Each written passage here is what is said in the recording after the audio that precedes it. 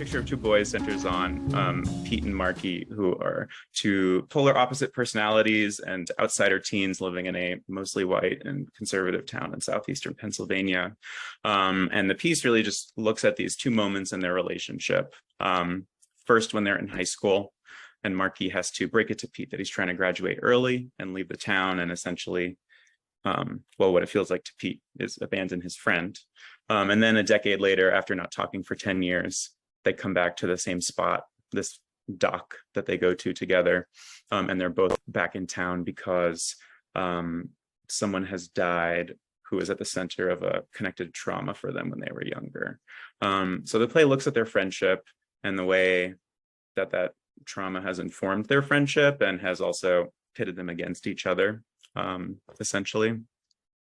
And I the spark for writing this play was really the relationship between Marky and Pete from even before this event happened to them.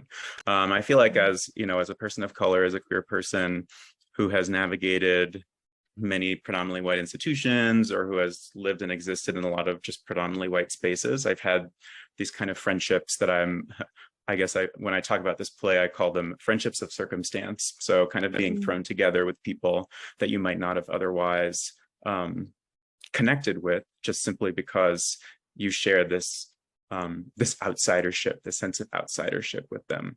And that's the relationship that I see Marky and Pete as having at first. Certainly, I think it evolves and expands and contracts throughout the play and throughout their history.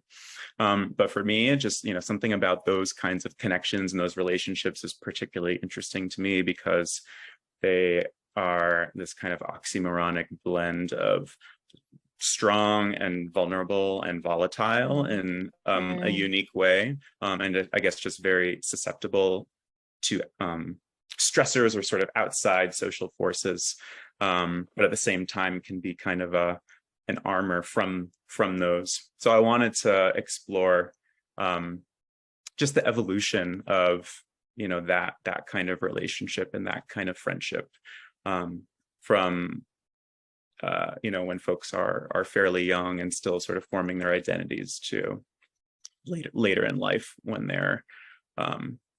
they've become sort of who they are, separate of each other, but still have this thing that links them together. Why this small town in Pennsylvania? Yeah. Why Pennsylvania? Great question.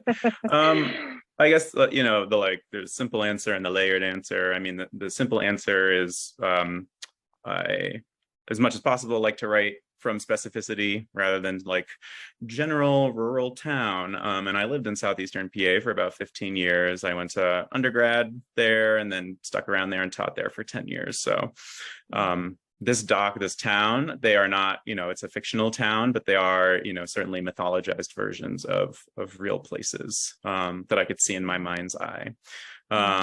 And as is mentioned in the story about Pennsylvania, and this certainly isn't unique to Pennsylvania, but I think it's just interesting socio-culturally speaking, sociopolitically speaking. It has these, kind of two liberal metropolitan havens, quote unquote, on either side. You have Pittsburgh and Philly, and then the middle is just a very different socio-political environment.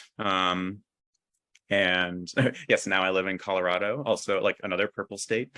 So just that sort of proximity to different socio-political worlds interests me. So in particular with this play, with that in mind, I wanted to write about these boys living in proximity to something that maybe they think is the answer, this notion that there is somewhere better to escape this, their quote unquote backwater town, but that the escape is very close, but at the same time, it's not as simple as it's not the answer necessarily. So just to kind of explore that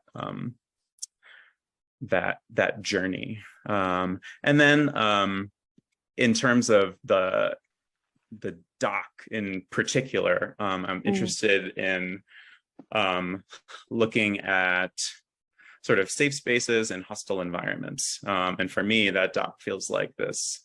I love the word you're using, container. It feels like this is that place, and I was really interested in taking one location but looking at this sort of expansive trajectory of this relationship, past, present, and future, but in one place, and in a place that is sort of a safe haven for both of them, because it's sort of their place together, but at the same time, the equilibrium of that space becomes disturbed because of what happens in the play, because Marky wants to leave, because when they come back together, yeah. Obviously, this play tackles a lot of heavy ground, and my hope for audience experience is that they go in understanding that and opting into the experience and the story being told, and that they feel like that I care for and love and respect the characters and the subject matter and the story, and that's clear in the writing and in the production and the performance and the direction and design and everything. In terms of takeaways, I hope that they find Marky and Pete and Marcus and Peter and their relationship recognizable and specific and charming, and that they both feel the tension between the characters, but also have love for both of them. And I guess above all, I really want people to leave